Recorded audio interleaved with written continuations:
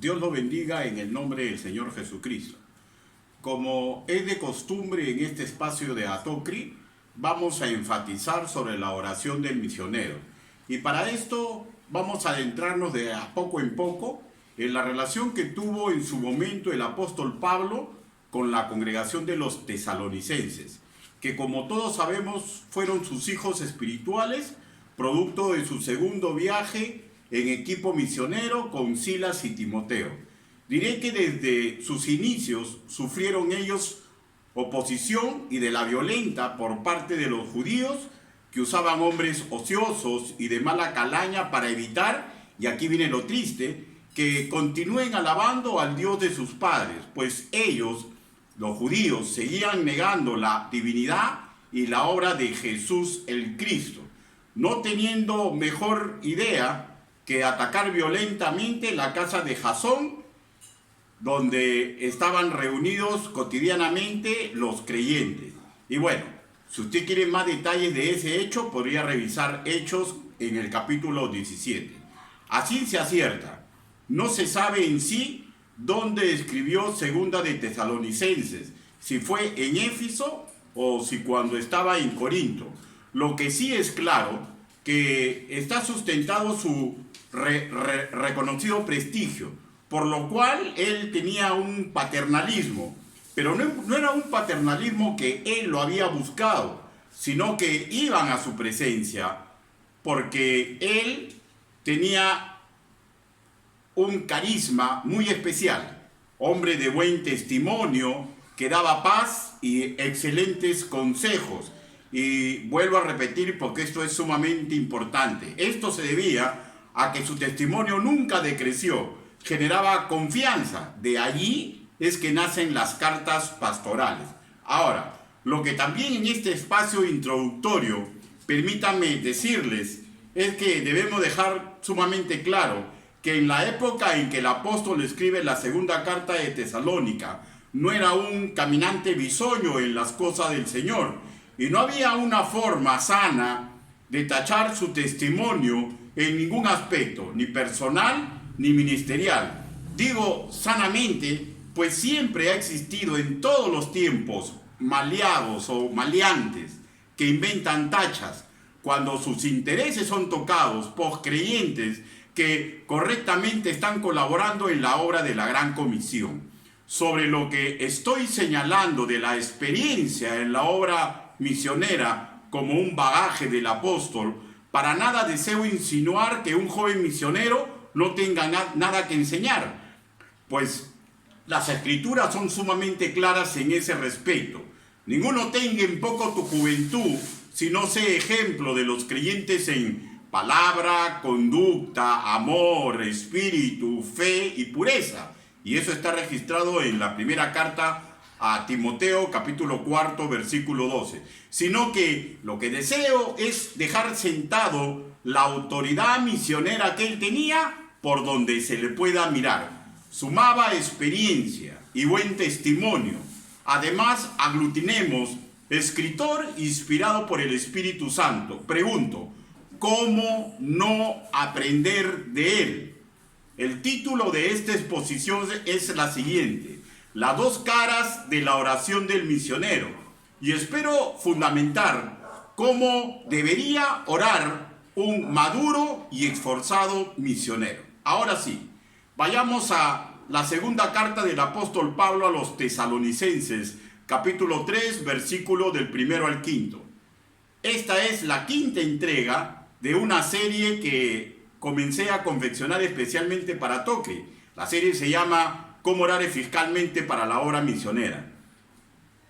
Yo espero en el Señor que aprendamos o recordemos, según sea el caso, formas maduras de orar en beneficio de la obra del Señor en todo nivel. Espero que ya haya ubicado Segunda de Tesalonicenses, capítulo 3, versículo del 1 al 5, para pasar a leerlo. Segunda de Tesalonicenses, capítulo 3, versículo del 1 al 5. Y lo voy a leer.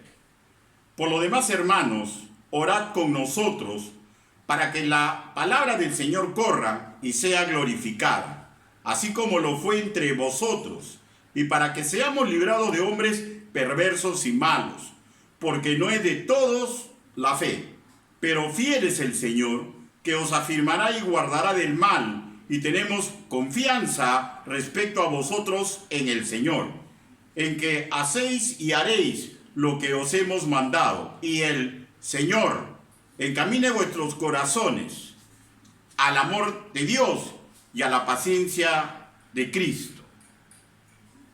Dividiremos esta exposición en 3 puntos para una mejor explicación, pero antes permítame dirigirlos o permítame orar. Si usted me está acompañando, incline su rostro.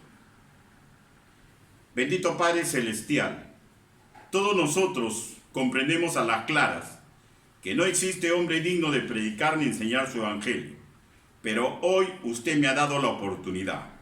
Hable, Señor Yahvé, utilice el trabajo que he preparado para que todos nosotros recordemos o aprendamos cómo debe orar un maduro hombre de Dios, especialmente un misionero.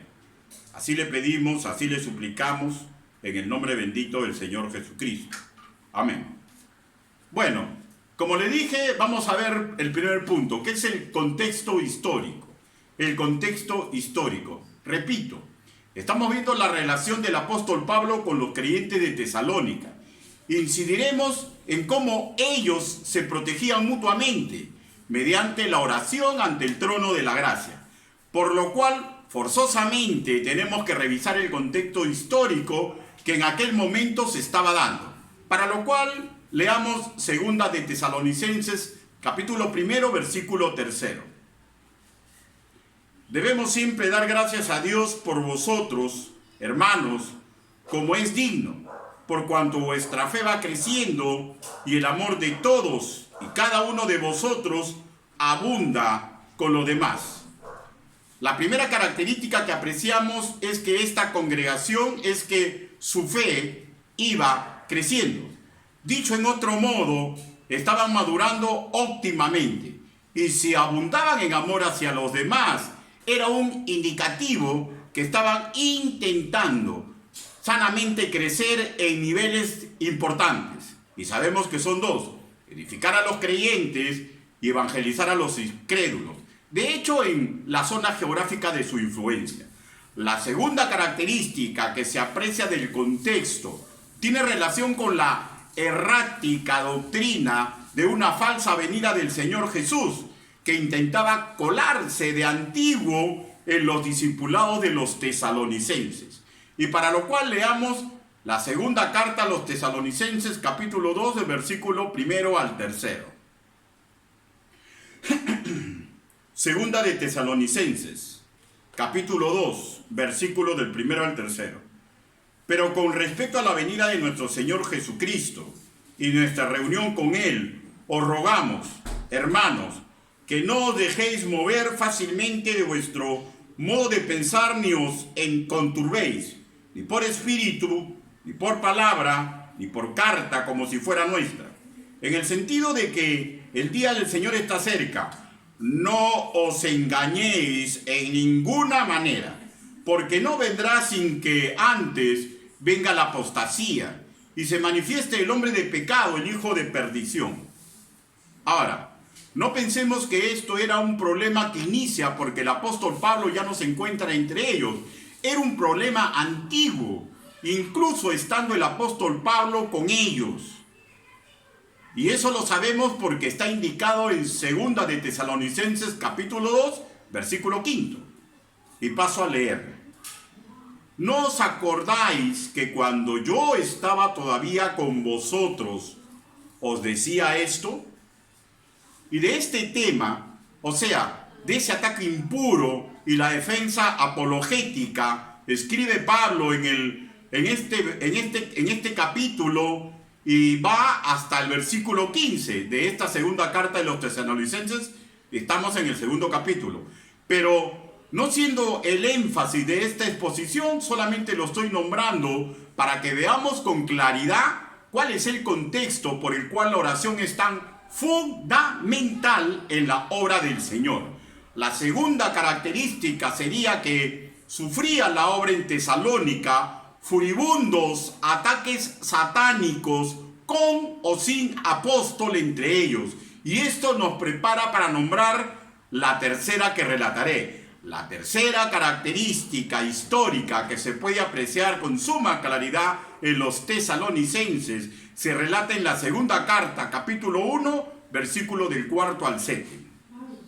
Y paso a leer.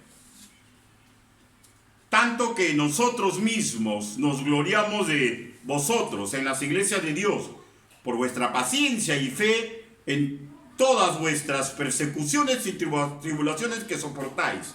Esto es demostrado del justo juicio de Dios, para que seáis tenidos por dignos del reino de Dios, por el cual asimismo padecéis, porque es justo delante de Dios pagar con tribulación a los que os atribulan, y a vosotros que sois atribulados, daros reposo con nosotros, cuando se manifieste el Señor Jesús desde el cielo con los ángeles de su poder.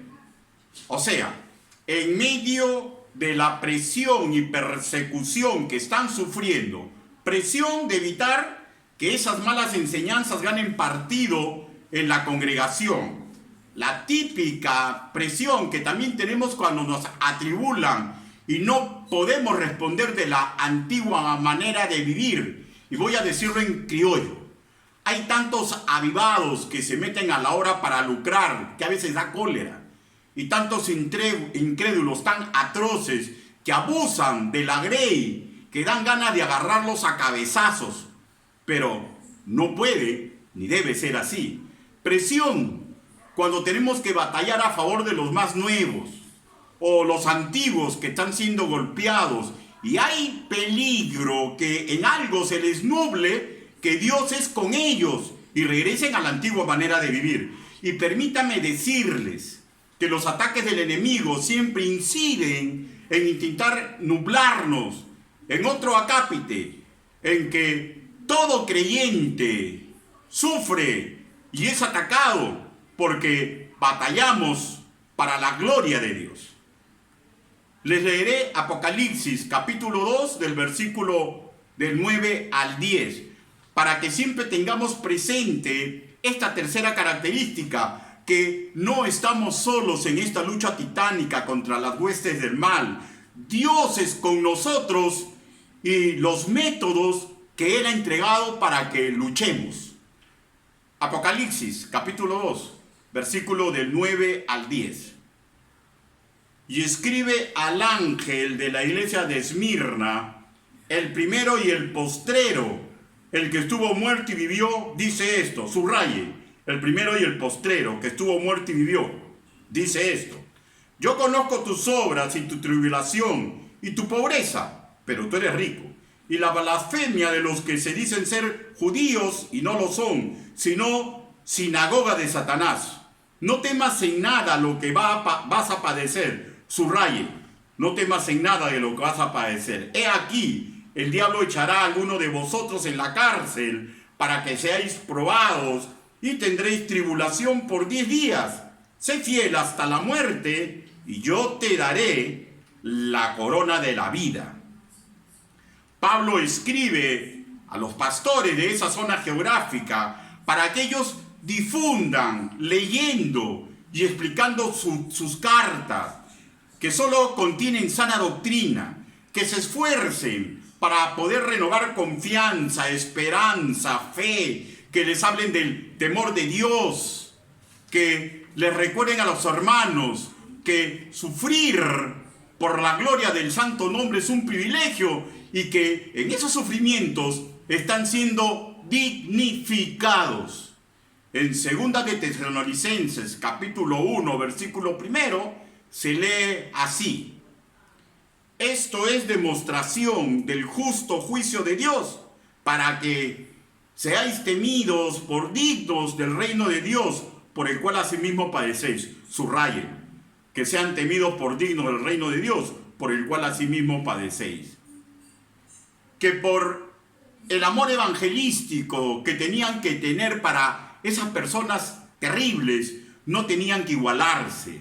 Que los que no caigan a los pies de Cristo por la obra que ellos realizaban en Tesalónica, y que a la mala continúan causándoles mal, Dios sí o sí los vengaría, pero ellos no, ellos tenían que comportarse correctamente. Segunda de Tesalonicenses, capítulo 1, versículo 5, dice así: porque es justo delante de Dios pagar con tribulación a los que os atribulan, subrayelo, pagar con tribulación a los que os atribulan. ¿Quién paga? Dios. Que comprendan que Dios sí o sí venga a los suyos, pero en su tiempo y de acuerdo a su plan. Es algo que los que tienen la mente cauterizada creen que no va a suceder. Pobre de ellos si no se arrepienten. Aquellos que se meten a la iglesia y hacen cosas indebidas, y aquellos que desde afuera intentan detener la obra del Señor. ¡Ay de ellos! Terrible es caer en las manos del Dios vivo. Y yo espero, como esperaba Pablo, que todos recordemos que no servimos a un Dios buenito, que sí tiene misericordia nueva cada día, pero para nada esto significa que pacta con quienes soberanamente se comportan mal. Y qué bueno que todo esto siempre lo tengamos presente, los pastores y misioneros, para no enturbiar nuestro propio ministerio, intentando enseñorearnos de las obras en las iglesias locales o en la obra misionera, como si fuéramos favoritos de Dios. Ahora, nombremos rápidamente una característica histórica que tiene que ver directamente con el apóstol Pablo y que está contenida en la lectura que tuvimos por la lectura bíblica. Según de Tesalonicenses, capítulo 3, versículo del 1 al 5, que en la obra de la gran comisión no hay nada nuevo debajo del sol. Pablo, al igual que los tesalonicenses, ambos se necesitaban, ambos estaban intentando crecer en la hora donde se encontraban en ese momento, y en todo nivel estaban edificando a los creyentes y evangelizando a incrédulos. Del mismo modo, sufre Pablo ataques satánicos, y al igual que los tesalonicenses, recalco porque es sumamente importante, necesitaban ayuda para no claudicar en la obra de Dios. Y la enseñanza está confeccionada para que resalte en nuestra mente y en nuestro corazón que el alma principal que debemos tener es la oración. Ese es el arma principal del misionero, ese es el arma principal del pastor, ese es el arma principal de toda la cristiandad. Y llegamos así al segundo punto, la primera cara de la oración de Pablo. La primera cara de la oración de Pablo. Consideramos aquí la oración que pide para la obra en que está involucrado directamente. O sea, él pide para la obra donde él está involucrado. Para lo cual, vayamos a segunda de Tesalonicenses, capítulo 3, versículo del 1 al 2. Por lo demás, hermanos, orad por nosotros, para que la palabra del Señor corra y sea glorificada, así como lo fue entre vosotros, para que seamos librados de hombres perversos y malos, porque no es de todos la fe. El apóstol Pablo, con estas palabras, nos acerca a algunas verdades espirituales. La primera es que es una especie de suicidio ministerial, creernos autosuficientes en cualquier aspecto, que por el contrario, que la obra que llevamos bajo nuestros hombros, sí o sí, debe estar encadenada sanamente a los dones y mayordomía de creyentes que incluso no conviven con nosotros en la misma zona geográfica. Y la segunda, que es rápidamente visible, es que la oración es arma eficaz en todo aspecto de la obra por hacer. Las oraciones son así. Pide Pablo oraciones para que la palabra del Señor corra y sea glorificada, o sea, lo macro, para que pueda evangelizar y que pueda edificar. Y segundo, pide por lo micro, protección para su persona, De hecho, que si él hubiera sido casado, hubiera pedido también para su familia o por los colaboradores que siempre estaban con él. ¿Para qué? Para que seamos librados de hombres perversos y malos. Eso es lo que escribe Pablo y eso es lo que tenemos que comprender, que tenemos que pedir. Porque siempre la obra está rodeada de hombres perversos y malos. Y cuando digo hombres, hablo de género humano. Si la guerra por difundir la gloria del santo nombre es espiritual, es claro que el arma principal debe ser espiritual contra los demonios, contra espíritus de maldad. Y eso es la oración ante el trono de la gracia. Por la labor de cualquier misionero, de cualquier pastor y de cualquier maestro, o sea, el ministerio que usted tenga presente, tenemos que comprender con exactitud lo que dijo Zacarías en el capítulo 4, versículo 6. Y ahí se escribe lo siguiente: no con ejército, ni con fuerza, sino con mi espíritu, ha dicho Jehová de los ejércitos. Por las Escrituras sabemos que nunca Pablo tuvo más opinión de lo que verdaderamente fue. ¿Y qué fue él? ¿Y qué es usted? ¿Y quién soy yo? Hombres comunes y corrientes y sirvientes de Dios. Y que comprendamos y lo tengamos, vuelvo a repetir, pegado en nuestro corazón y en nuestra mente, que es terrible enseñorearse de la obra misionera como de cualquier obra local, y que el poder que se usa para la obra siempre es del Altísimo. Deseo que notemos que en los 5 versículos que fue nuestra lectura bíblica se nombra 6 veces al Hacedor, y esta redundancia, 4 veces se nombra Señor, una Dios y una Cristo, no es falencia de estilo literario, sino recuerdo que todo centro de la obra, de nuestro discurso, de la fuerza que manifestamos o de la que manifestaremos, siempre están conectadas en razón de la persona vivida de Cristo. Sin Cristo no hay gran comisión, por lo cual, si alguien que esté en la obra no tiene una buena relación con Él, el trabajo que está haciendo no es grato para el Padre Celestial.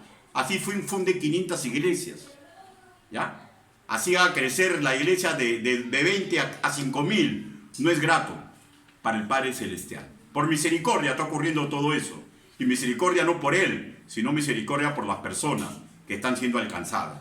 Que esto quede claro, sin centrarnos en Cristo, en su obra, en sus métodos, en su moral. Nuestra obra, en beneficio nuestro, no vale nada. Y va a ser quemada cuando lleguemos ante el trono de la gracia, cuando lleguemos a ese día maravilloso. Lo que nos lleva al tercer punto, la segunda cara de la oración del apóstol. Consideramos aquí la oración con que protege la obra en otras zonas geográficas, para lo cual los invito a que vayamos a 2 de Tesalonicenses, capítulo 3, versículo del 3 al 5.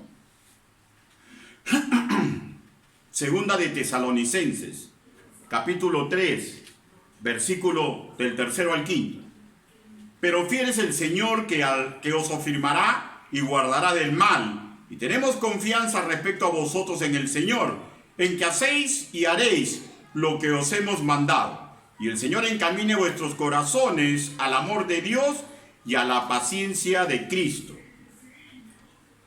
Si bien es cierto, en estos versículos que acabo de leer no se nombra para nada que el apóstol está orando por las tesalonicenses, pero siendo Pablo uno de los pilares de la sana doctrina, es comprendido que todo lo que él desea de corazón, primero lo plasma de rodillas ante el trono de la gracia.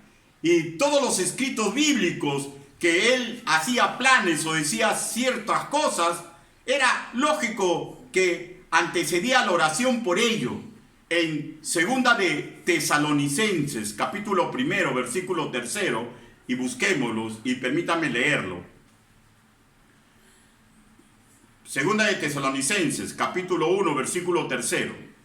Debemos siempre dar gracias a Dios por vosotros, subráyenlo, siempre dar gracias a Dios por vosotros, hermanos, como es digno, por cuanto vuestra fe va creciendo, y el amor de todos y cada uno de vosotros abunda con lo demás. Subráyelo, abunda con lo demás.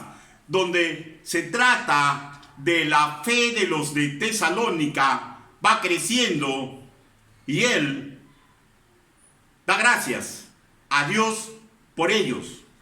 Oraba en ese sentido para que ellos siempre sigan creciendo en amor, se vayan edificando.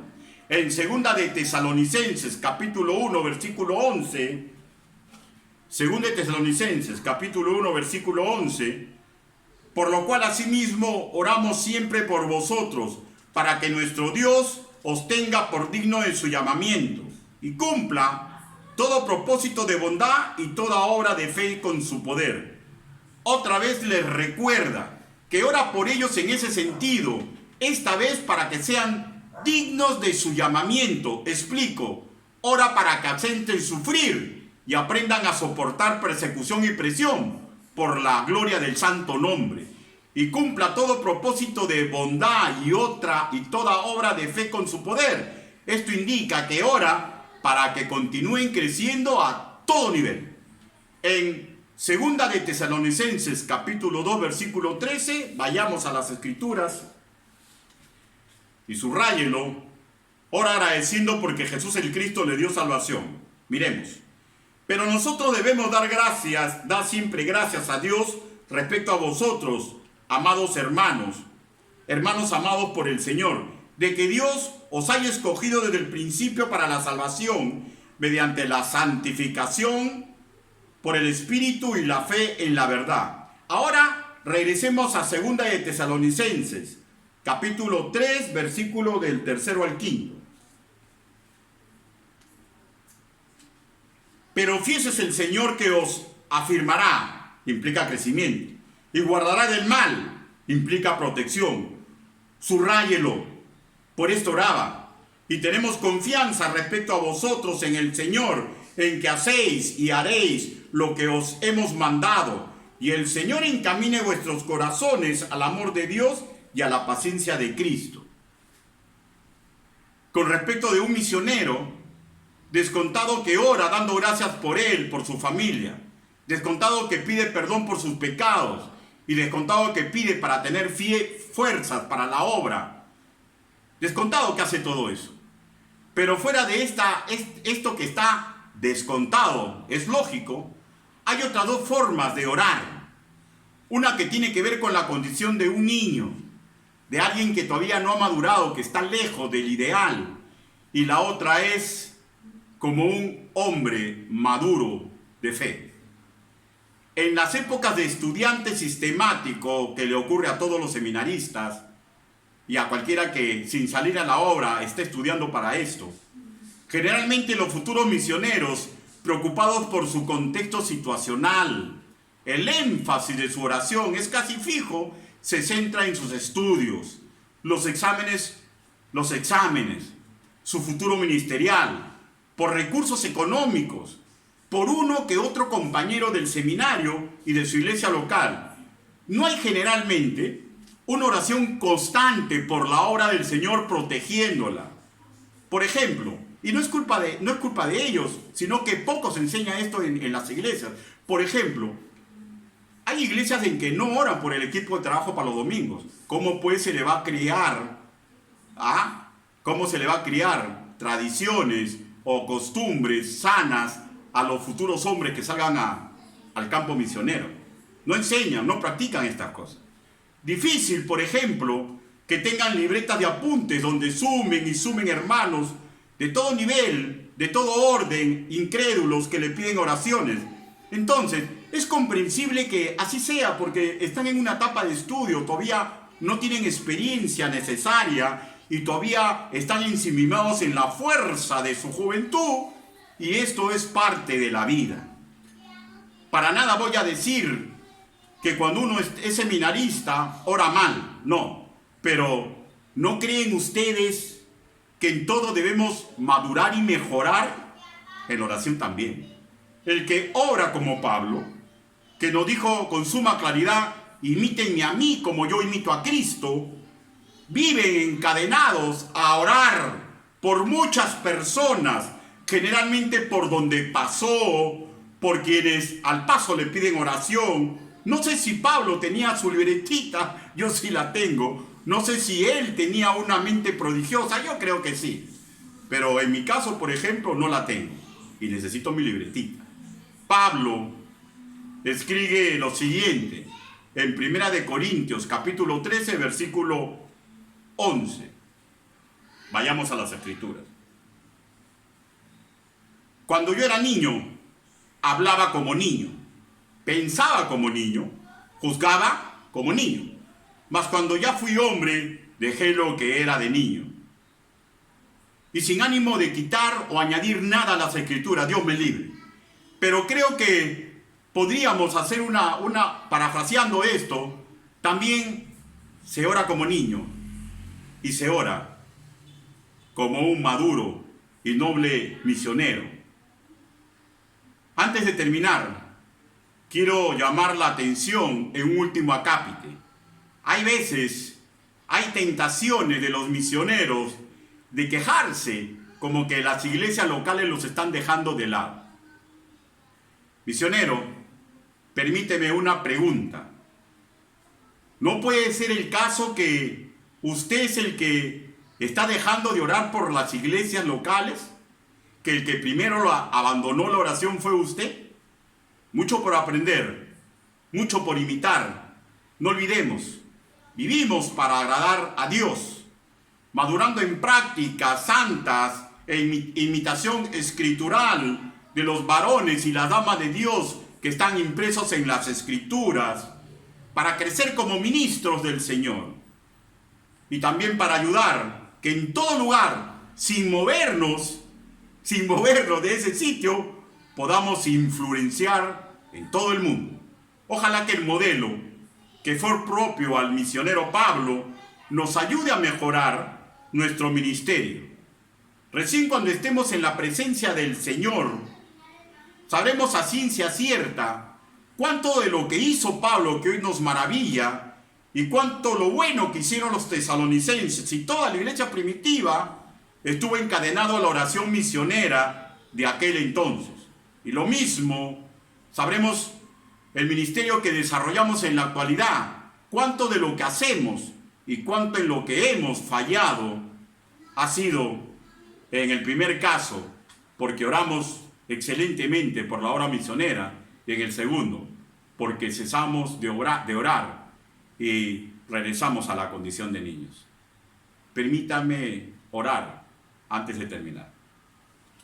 Bendito Padre Celestial, yo le doy gracias porque mediante las Escrituras podemos recordar o aprender actitudes santas para la gloria y la honra suya, en beneficio del ministerio y en beneficio de nuestra persona. Gracias, papito lindo, porque sin ti, que eres el centro de todo lo que hacemos, nada bueno podríamos hacer. Le agradezco, Señor, y le pido que cautive corazones para que todos aprendamos, y si hemos dejado de hacerlo, renovemos fuerzas para orar como el maduro misionero que fue Pablo. Así le pido en el nombre bendito del Señor Jesucristo. Amén. Dios lo bendiga, hermanos.